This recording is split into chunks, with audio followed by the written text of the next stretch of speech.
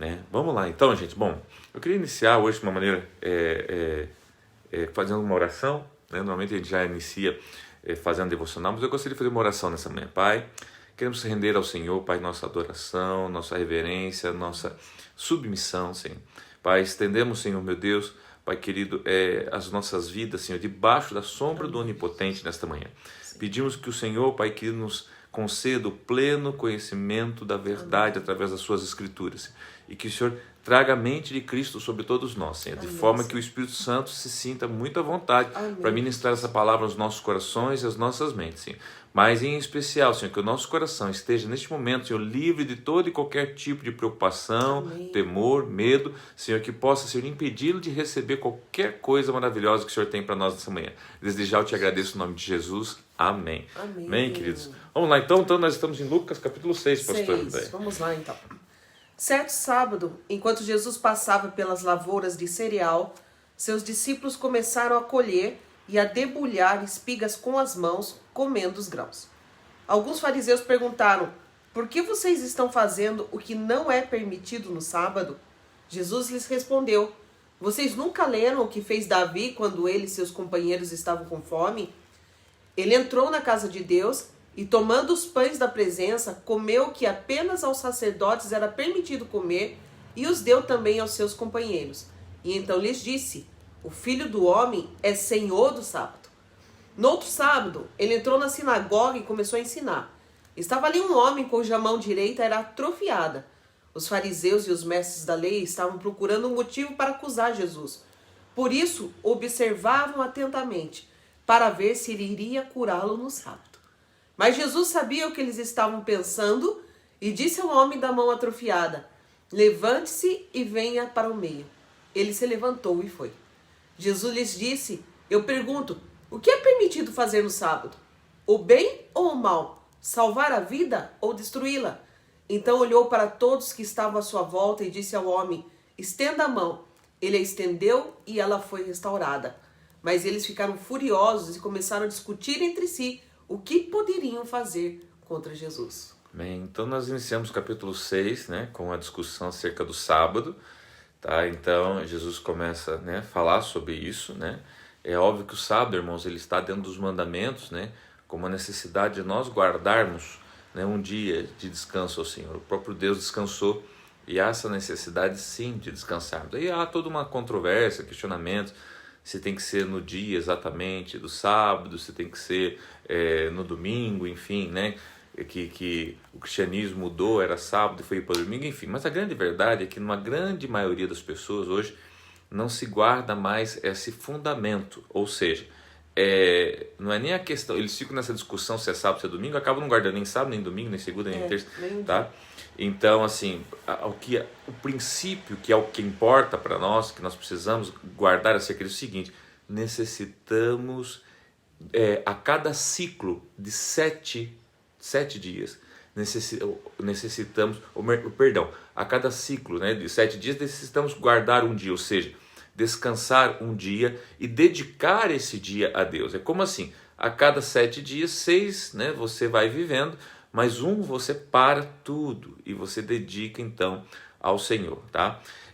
Por quê? Isso aí tem uma série de desdobramentos, desde a sua vida espiritual, física, emocional, né? O descanso ele vem para regenerar, vem para fazer tanta coisa, porque assim, não é só regenerar o seu corpo, sua mente, mas também a sua confiança em Deus, porque aquele dia onde você não está usando a sua força para fazer nada, né? E você está permitindo que Deus seja o provedor para aquele dia. É uma maneira de Deus se revelar a você, né? Você veja que durante uma semana, você vê que Deus não fica mais que 7 dias sem desejar se revelar a você de uma maneira profunda. E Ele já pede: pare no sexto para que eu possa me manifestar no sétimo na sua vida. Então é como se você estivesse dizendo assim: não, eu não preciso de Deus, eu não quero Deus, eu não confio em Deus, não guardando um dia. Então é muito importante que você sim separe um dia na tua agenda aí para você poder guardar, né, esse sábado, essa segunda, essa terça, seja qual for, tá bom? Eu sei que tem aqueles que defendem que tem que ser o dia do sábado mesmo, né? Só que eu digo para você, se você guarda o dia do sábado, eu quero ver você,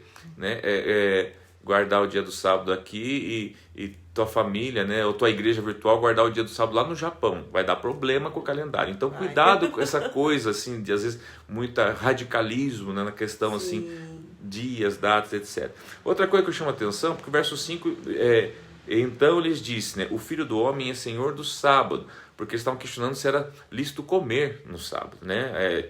Porque na verdade não é comer, é porque eles estavam passando no meio de uma plantação e ali então eles colhem, ou seja, eles fazem uma atividade, que é tirar comida para poder comer. Daí Jesus traz a lembrança deles, né, a história de Davi, e aqui então Jesus conclui dizendo assim, então lhes disse, o Filho do Homem é Senhor do sábado, né? Ou seja, Jesus não veio para servir o sábado existe para servir Jesus, e assim nós também. Tá? O sábado não serve para nós servirmos a Ele, e sim Ele para nos servir. Tá? Verso 6. No outro sábado ele entrou na sinagoga e começou a ensinar. Estava ali um homem cuja mão direita era atrofiada. Aqui eu quero ressaltar o quê? A importância do quê? De você ver de novo o ministério de Jesus de ensino. Né? No outro sábado ele entrou na sinagoga e começou a fazer o quê? Ensinar. A Bíblia não fala que ele começou a profetizar, a Bíblia não falou que ele começou, né, a contar um testemunho, fala que começou a ensinar, porque ele sabia a necessidade de deixar a palavra de Deus para, né, as pessoas daquele local. Tá? E daí começa então a discorrer que havia ali um homem, né, de uma mão mirrada, né, uma enfermidade. Tá? E aí então ele começa, versos 9 assim, Jesus pergunta, né, o que é permitido fazer no sábado? Então, já que nós estamos falando do sábado, essa questão do sábado, o que é permitido? Né? O bem ou o mal? O que é, né? Porque assim, se não pode, nada pode, se o sábado virou um rótulo, onde você nada pode, né? Então assim, fugiu ao fundamento. Qual é o fundamento? Tá? Existe um fundamento, que é assim, o sábado ele tem que ter um propósito também, como tudo que Deus criou. Se Deus criou o sábado, tem que ter um propósito. Tá? E o propósito é o quê? Será que o propósito do sábado, né, é simplesmente não fazer nada? Ou se eu tiver a oportunidade de fazer o bem? Tá? Se você tiver a oportunidade de fazer o bem, nós não vamos fazer porque é sábado. Não, nós vamos fazer, porque o sábado, né, ele não impede o fazer o bem. Né? Por isso que então Jesus fala aqui, verso 9, Jesus disse, eu pergunto, o que é permitido fazer no sábado? O bem ou o mal? Salvar vida ou destruí-la? Tá? Então, eu queria que nós possamos ter bem claro isso, tá? Que mesmo no nosso dia de descanso, mesmo no sábado, mesmo dia que se tirou para consagrar a Deus, se a oportunidade for em fazer o bem, tá? Com certeza o Senhor jamais ficaria contrário a isso, tá bom? Tá? E vamos... E só lembrando aqui algo, né? Ele repete novamente nesse texto que nós vimos no capítulo de ontem, que no versículo 8, mas Jesus sabia o que eles estavam pensando. Né? Mediante uma declaração dessa, você sabe que o Senhor Ele sabe o que você está pensando todos os dias, todas as horas. Se você está pensando bem ou mal, Ele conhece os teus pensamentos, né? Então, assim, nós ter esse cuidado até de, tipo assim, puxa, não posso pensar algo, né, mal, duvidar de alguma coisa. Pode, mas assim, uma vez que você sabe que Ele conhece os teus pensamentos, então fala com Ele, já expõe para Ele, né? Fala assim, Jesus... Eu sei que o Senhor sabe o que eu estou pensando, eu sei que o Senhor conhece todas as coisas, então eu coloco diante de Ti essa situação, né? Você vai ver que vai ser mais fácil. Queridos, então agora a gente vai continuar lendo, só que eu quero que você preste muita atenção, porque quando Jesus chama, então, os seus discípulos, né, para caminhar com Ele, dá a impressão que é apenas uma relação de nomes, mas eu vou empreender uma lição e um valor que é muito importante para todos nós, tá bom? Num daqueles dias, Jesus saiu para o monte a fim de orar e passou a noite orando a Deus. Ao amanhecer, chamou seus discípulos e escolheu 12 deles, a quem também designou apóstolos. Simão, a quem deu o nome de Pedro, seu irmão André, Tiago, João, Filipe, Bartolomeu, Mateus, Tomé, Tiago, filho de Alfeu, Simão chamado Zelote, Judas, filho de Tiago, e Judas Iscariotes, que veio a ser o traidor. Então, queridos, o que eu quero chamar a tua atenção aqui nessas passagens? Primeiro, que Jesus, então, ele continua cumprindo, né, o seu propósito. E agora ele sabe que não adianta ele passar pela terra, fazer milagres, curar, se não deixar nada, não deixar nenhum legado. Talvez a primeira pergunta que você precisa fazer para você mesmo é que legado você tem deixado, né, sobre a terra.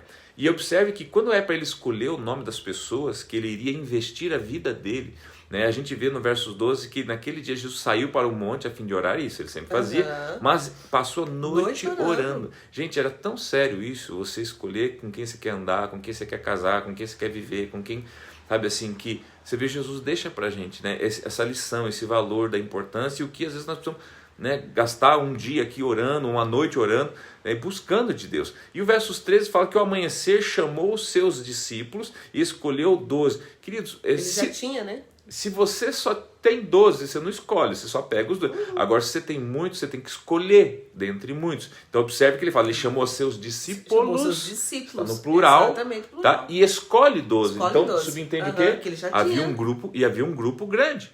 Tá? E daquele grupo ele retira 12. Tá? Isso significa o quê? Que às vezes você vai ter um grupo grande, mas nem todo esse grupo, né, vai ter ali alguns que são as pessoas que o Senhor pontuou para você, o qual é para você deixar algumas marcas, tá? E daí na sequência então vem a relação de nomes, tá? E não vamos entrar mais no mérito assim, dos nomes, falando sobre cada um, enfim, tá? Vamos ver agora sobre as bênçãos, e o que a Bíblia fala de bênçãos, que são as bênçãos-aventuranças, e alguns ais que acontecerão, a partir do verso 17. Jesus desceu com eles e parou num lugar plano. Estavam ali muitos dos seus discípulos e uma imensa multidão procedente de toda a Judéia, de Jerusalém e do litoral de Tiro e de Sidom, que vieram para ouvi-lo e serem curados de suas doenças. Os que eram perturbados por espíritos imundos ficaram curados, e todos procuravam tocar nele, porque dele saía poder que curava todos. Olhando para os seus discípulos, ele disse: Bem-aventurados vocês, os pobres, pois a vocês pertence o reino de Deus. Bem-aventurados vocês que agora têm fome, pois serão satisfeitos. Bem-aventurados vocês que agora choram, pois haverão de rir. Bem-aventurados serão vocês quando os odiarem, expulsarem, insultarem e eliminarem o nome de vocês como sendo mal por causa do Filho do Homem.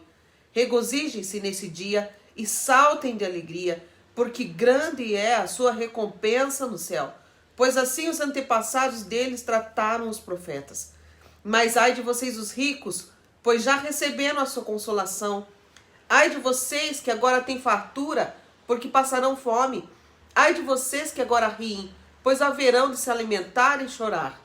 Ai de vocês quando todos falarem bem de vocês, pois assim os antepassados deles trataram os falsos profetas. Ok. Gente, então aqui, legal, né? O que eu quero chamar a tua atenção? No verso 19 diz assim: E todos procuravam tocar nele, porque porque dele saía poder para curar a todos. Tá? É óbvio que todos, né, sempre querem tocar em Jesus, porque sempre tem algo que sai dele, que verte dele. E eu faço aqui a lembrança a você daquela mulher do fluxo de sangue. Exatamente. Né, que só tocou, e o que me chama a atenção nessa passagem é porque Jesus sequer sabia quem tocou. Né, ele não sabia quem tocou, ele sabia que dele saiu virtude. Exatamente. Tá? Então isso demonstra o quê? Que há virtude nos filhos de Deus. Isso significa que se eu sou filho de Deus e você é filho de Deus, também quem te toca tem que receber virtude, né? Tem que sair virtude de você. Se você é filho de Deus, se eu sou filho de Deus, quem me toca ou quem eu toco precisa, né, receber virtude. E esse toque é um toque especial, é o toque assim no sentido assim, eu estou tocando ele porque eu creio que dele vem algo, tá? Então assim, o que eu quero chamar a tua atenção é que Jesus, né, como filho de Deus, tá? Ele é o abençoador, aquele que veio para liberar algo sobre você e que parte dele, sai dele.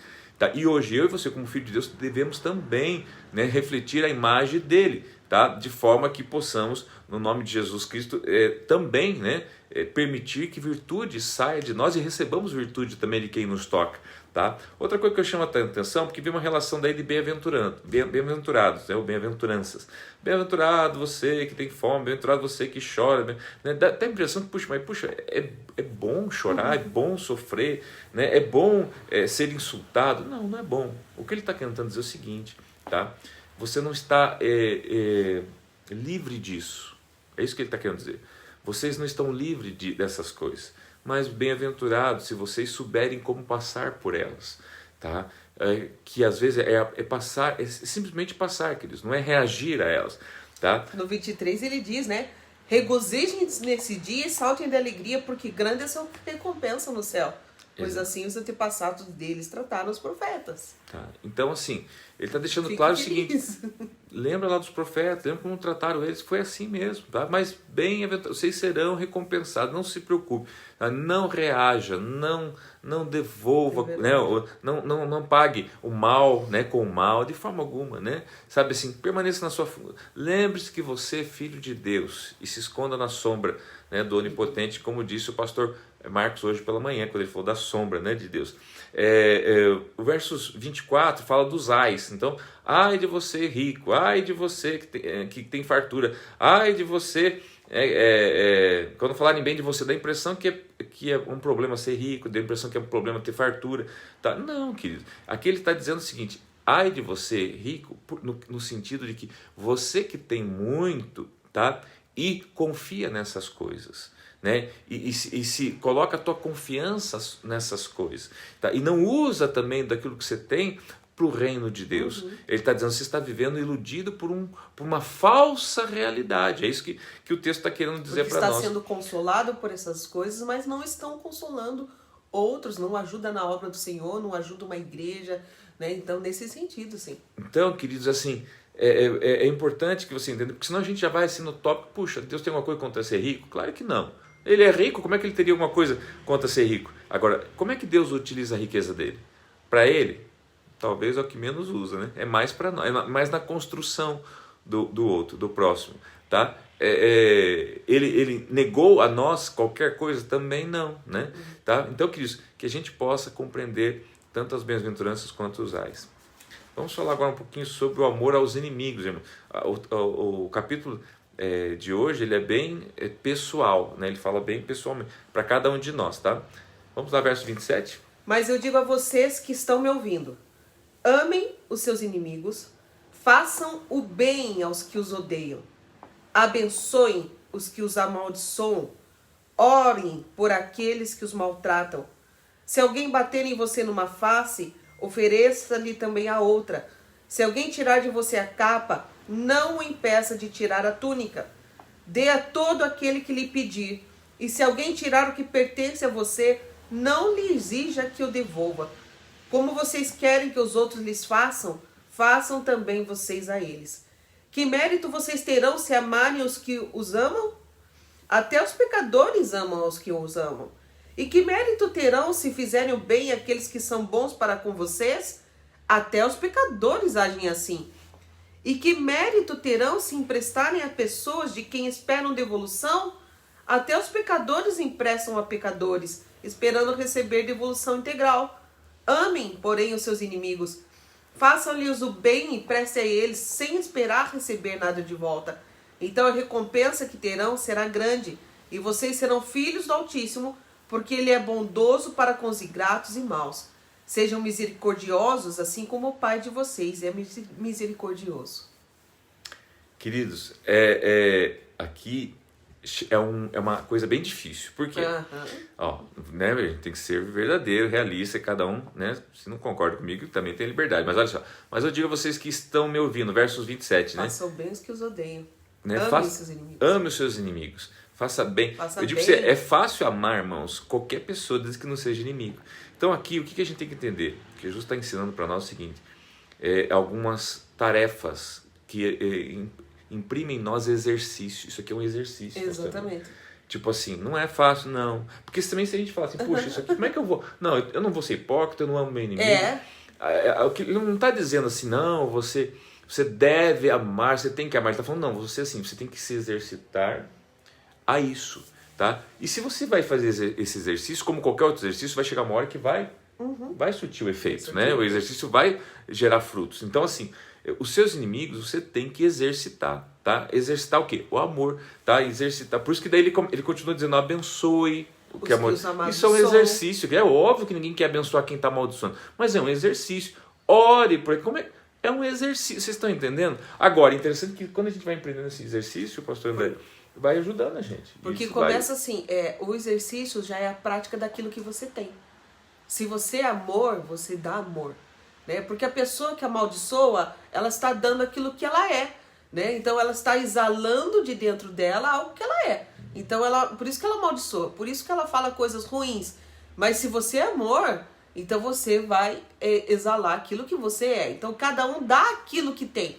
E nós temos amor, porque Jesus nos amou. Então nós temos que dar esse amor seja abençoando os que nos amaldiçoam, orando por aqueles que nos maltratam. Gente, esse aqui é a primeira. Tem aquele versículo que fala, né, que é como juntar brasas, né, em cima da cabeça dos nossos inimigos. Né? Então, você começa orando. Minha dica aqui, assim, começa orando por essa pessoa.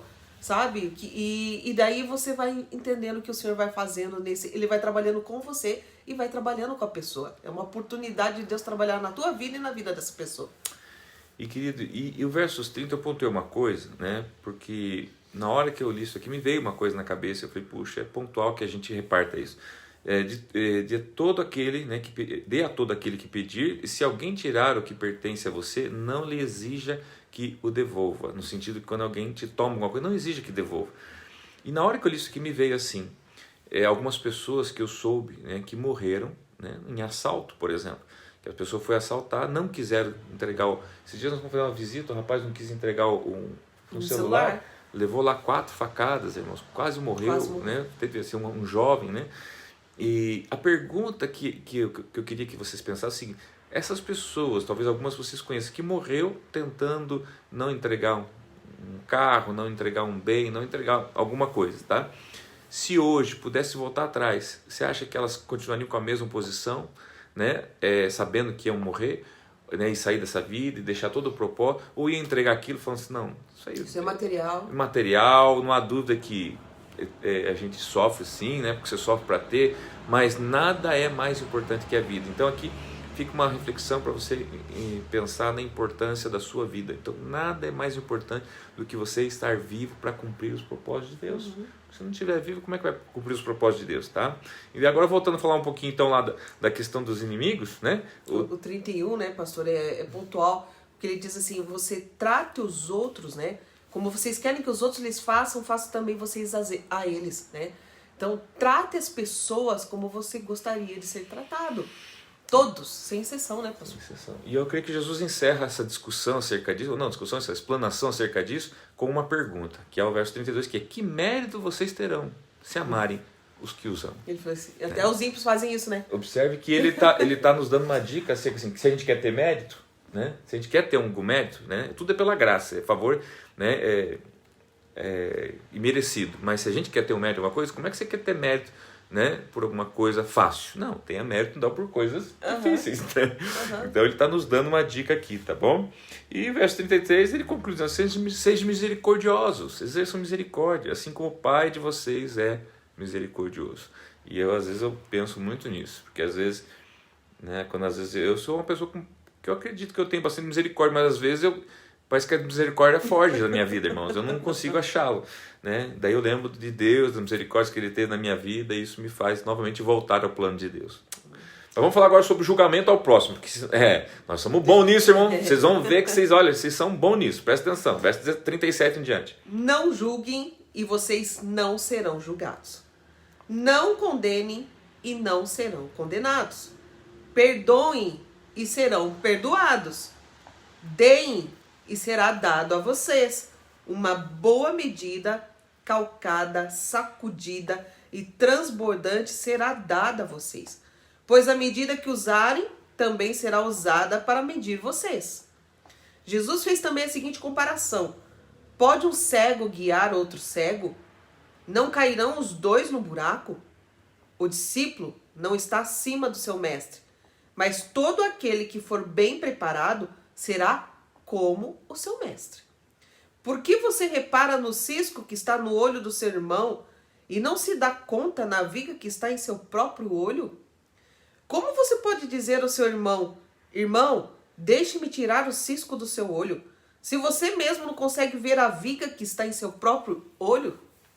Hipócrita, tire primeiro a viga do seu olho, então você verá claramente para tirar o cisco do olho do seu irmão. Tremendo isso, né? Foi uma pancada que Jesus deu, né, gente? Hein? Jesus estava afiado aqui, gente.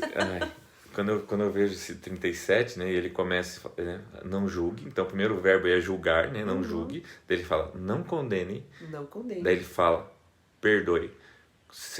Qual dos três é mais difícil para você aí, pastora? Julgar? Ou mais fácil, não sei, né? Qual que é mais fácil? Perdoar? Eu acho que o que a gente condenar, mais pratica, né, Eu não sei, pastor. A gente pratica o pacote, né? A gente Porque consegue a ser bom gente nos julga, três, né? a gente Ai, meu julga, já condena e daí já não perdoa. É um já pacote. tem motivo para não perdoar. Já tem motivo para não perdoar. Isso, exato. Porque você já julgou, já condenou e já decide que também, por então, causa que você julgou e condenou, então não tem perdão. Eu não vou falar muito disso aqui para não estragar, porque eu acho que Jesus já falou tudo. Mas Tá claro. se eu pudesse dizer alguma coisa para você, assim, cuidado, né, com os julgamentos. Sempre questione o seu próprio julgamento. Quando você estiver julgando uma situação, questione, né? Seja um juiz dele mesmo, tá? Cuidado com as condenações. Cuidado, porque se Deus não te colocou como um juiz, né, você tem que cuidar com as sentenças que você impõe sobre pessoas, porque sobre situações. Porque a mesma medida da sua sentença vai cair sobre você. Mesmo, querido, você tendo, sabe assim, que nós tivemos agora essa polêmica aí, não vou entrar nisso, mas da questão lá do rapaz que violentou a menina, tal, coisa e tal. Gente, todo mundo tem um julgamento, todo mundo tem uma sentença, né? Todo mundo, vixe. Mas é complicado. Sabe onde é mais complicado? Que o Senhor está falando assim, a mesma medida que você fizer isso vai ser contra você. Então, às vezes, é prefiro deixar para Deus. Eu tenho até medo quando eu pergunto, pastor, o que você acha disso? Olha, eu acho muita coisa, mas às vezes eu prefiro nem deixa para Deus, deixa que Deus, né? Vamos só seguir o que a Bíblia diz. A Bíblia fala que a gente tem que cuidar da vida, a vida é prioridade, a vida é tudo, né? Enfim, e deixa, né, os julgamentos, as condenações para Deus. Não é que eu não queria entrar em polêmica, não, gente, é porque a mesma medida a gente vai ser medido, tá? A Bíblia, ela é pontual contra qualquer polêmica. Né? Na dúvida, vai na Bíblia e procura o que Deus pensa a esse respeito, né? Eu acho que é isso que importa. Tá bom? Daí fala lá de tirar o cisco do olho, primeiro tirar a trave da gente. Então Jesus está falando assim, olha, não esqueça que antes, sempre quando você vê o cisco do outro, né? Jesus está falando assim, você não sabe, mas eu sei que tem uma trave no teu. Né? E ele está falando, se tem uma trave é porque a trave, o que é? É um monte de cisquinho que foi crescendo e virou uma trave. Exatamente. Então assim, se Jesus, que é Jesus, não tirou a trave do teu olho, só está te lembrando que você tem trave, por que você vai tirar o cisco do olho? Né? Então assim, vamos tentar pensar um pouquinho sobre isso, né? E quem sabe aí... E o 38, né, pastor? Amar mais. Deem será dado a vocês, ele diz, deem e será dado a vocês. Ele diz o quê, ó? 2 pontos. Uma boa medida, calcada, sacudida e transbordante será dado a vocês. Então assim, ó, você dá e o que retorna para você? Algo sacudido, aquela coisa assim que você pega um saco, né? Você dá aquela sacudida para que caiba algo mais, né? Então é isso que vai vir sobre você, que você dá, que você se doa, você faz as coisas. Eu vou fazer uma pergunta aqui, deixar uma pergunta para vocês, tá? Que tem a ver com perdão, né? Perdoem e serão perdoados, tá? Quem que você vai perdoar hoje? Não vem me dizer que você não tem ninguém para perdoar. Você tem. Você vai puxar na mente lá, tem. Abre o teu baú lá de coisa, tem. Tá? E a pergunta, e talvez o exercício para mim, para você hoje, para você também, professor, quem você vai perdoar? Você vai lembrar de alguém, tá? Que você queria até esquecer. Já lembrei, tá? Professor. Eu também. Já lembrei. Tá? E a pergunta para o teu exercício de hoje é quem você vai perdoar? Amém. Tá bom? Tá? Nossa, esse exercício tinha que ser praticado mais. Né? Tem gente que falou assim, por que eu assisti a live hoje? Eu quero fazer uma outra pergunta, já para ajudar, prepare, ou atrapalhar, né? Eu quero que você pense, qual que é o seu inimigo que você vai orar por ele e abençoar? Né? Eu quero que você pense qual é o inimigo que você vai abençoar hoje e que você vai orar por esse inimigo, pelo menos uma semana por ele. Então já para completar. E não é oração assim, né? Como as orações que Davi fazia, né? Senhor, consome meus inimigos. Não. Que eles morram sem filhos. Que eles sejam exterminados da face da terra. Não é esse tipo de oração, tá, gente? Oração que Jesus faria. Lembrando que nós estamos falando aqui de amor aos inimigos, gente. Né? Esse é o tema aqui, e não julgamento do próximo, né? Vamos lá, gente. Nenhuma árvore boa dá fruto ruim. Nenhuma árvore ruim dá fruto bom. Toda árvore é reconhecida por seus frutos. Ninguém colhe figos de espinheiros, nem uvas de ervas daninhas. O homem bom tira as coisas boas do bom tesouro que está em seu coração. E o homem mau tira coisas más do mal que está em seu coração. Porque a sua boca fala do que está cheio o coração. Isso aqui também é tremendo, gente. Nossa, isso aqui é... Nós tínhamos que ler sempre essas coisas aqui. Queridos, aqui, e o que eu queria deixar só para você pensar é o seguinte, quando Jesus fala, 43, numa árvore boa, nenhuma árvore boa dá fruto ruim, nenhuma árvore ruim dá fruto bom, ele não está deixando para nós uma ilustração, ele está dizendo naquilo que ele crê. Ele está dizendo, eu creio nisso. Eu creio que a árvore boa não vai dar fruto ruim. Eu creio que a árvore ruim não dá fruto bom. E é assim, essa é a minha verdade e é a verdade. Então, que a gente possa, de vez em quando, avaliar, né, como está a nossa árvore. E a maneira, às vezes a árvore sempre a gente vai deixar ela bonitona, né? A gente vai saber como está a árvore quando você pega o fruto e às vezes não é nem olhar o fruto, às vezes tem que abrir o fruto, pega uma maçã, abre se não está podre por dentro, porque se ela tiver... Você pega uma fruta do pé toda bichada, que coisa você vai saber que tem algum né? problema nessa árvore, então que a gente possa se avaliar, fica aí essa mensagem para a gente poder se avaliar, né, como está as nossas vidas como árvore, porque ele falou assim, ó, que nós seríamos como árvores plantadas junto a ribeiros de água. Exatamente. Né, que dá o seu fruto na estação própria. Então, como é que está a tua árvore? Tá? Né? Então, que a gente e aqui, possa... aqui tem um sintoma que é fácil de você avaliar, né? Porque ele termina dizendo que essa parte, a sua boca fala do que o coração está cheio. Então, assim, tanto para você reconhecer alguém que chega perto de você e começa a falar só coisa ruim, ela tá tirando o tesouro do coração dela. Porque, na verdade, é o estado que ela está. Ela está falando de que o coração dela está cheio. Né? Quando você está feliz, quando você está alegre, você fala de coisas boas, você quer contar coisas boas. Então, assim, isso é um sintoma. Aquilo que a sua boca está falando é um sintoma do seu coração. Então, você pode avaliar tanto o seu coração como está. Por exemplo, faz uma avaliação dessa semana. Qual foi o assunto que você mais falou com as pessoas, quando você se reuniu com as pessoas? Tem aquela pessoa que chega, vamos falar do atual momento, né, pastor? A pessoa chega e fala assim, se viu lá, morreu mais tantas pessoas. Nossa, quer dizer, o coração dela tá cheio do quê? Tá cheio de medo, tá cheio de preocupação, né? Tá cheio de outras situações que o Senhor não se agrada disso, não condiz com a palavra dele, aquilo que ele fala que é para você não ter medo, para que ele já levou todas as enfermidades na cruz. Então, assim, avalie que a pessoa fala, né, através das palavras dela. Outra, se você tem alguém em casa, assim, que tá falando só coisas ruins, negativas, né?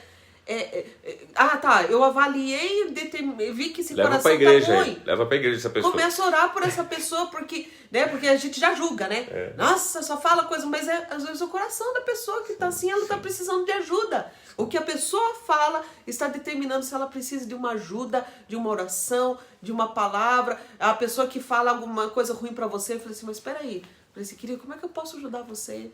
Né? Porque a pessoa tá refletindo algo que o coração tá doente. Né? Vamos lá, 46. Por que vocês me chamam Senhor, Senhor, e não fazem o que eu digo? Eu mostrarei com quem se compara aquele que vem a mim, ouve as minhas palavras e as pratica. É como um homem que, ao construir uma casa, cavou fundo e colocou as alicerces na rocha. Quando veio a inundação, a torrente deu contra aquela casa, mas não a conseguiu abalar, porque estava bem construída. Mas aquele que ouve as minhas palavras e não as pratica, é como um homem que construiu uma casa sobre o chão sem alicerce. No momento em que a torrente deu contra aquela casa, ela caiu e a destruição foi completa. Então, fica a dica do verso 46, né, queridos? Por que você me chama Senhor, Senhor, e não obedece? Ah, meu Deus. Por que a gente chama Deus de Deus e não obedece? Por que a gente chama Jesus de Senhor e não obedece? Por que, gente? Respondam, por favor, por quê? Por que, Alex? Por que você chama ele? E às vezes não obedece, só naquilo que é conveniente, tá? E o 49 encerra dizendo assim, mas aquele que ouve as minhas palavras, tá? E não as pratica, ou seja, ou não a obedece, tá? É como um homem que construiu a sua casa sobre o chão sem alicerce, sem fundamento. No momento em que as torrentes, né, deu contra aquela casa, os ventos, ela caiu, sua destruição foi completa. Queridos, que Deus tenha misericórdia de nós. Que Deus tenha misericórdia, que Deus perdoe os nossos pecados. Eu costumo dizer, né, que conhecimento, você pode se encher de conhecimento, mas conhecimento que você não pratica não te pertence. Né? Então, você pode ter todo o conhecimento. Toda manhã você está ouvindo uma palavra aqui, e hoje à noite nós temos culto, você vai ouvir outra palavra, se você for ali da 40, né, estiver ali conosco. Ou conectado. Ou conectado também, pode estar, né? Mas assim, o que você vai fazer com tudo isso que você ouviu nessa manhã?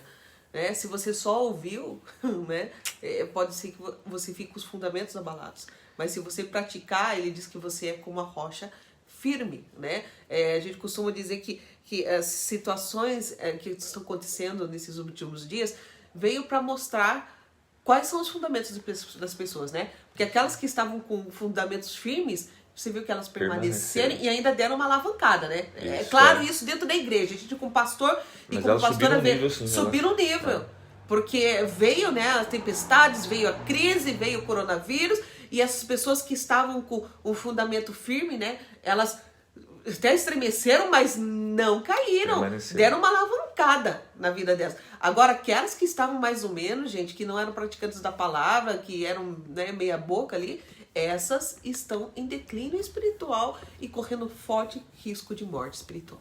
Meia boca foi bom, depois eu vou explicar o que é meia boca. Né? Mas tá bom. Queridos, um bom dia a todos vocês, obrigado pela companhia, né? Obrigado, né, pela sua companhia. Você pode estar assistindo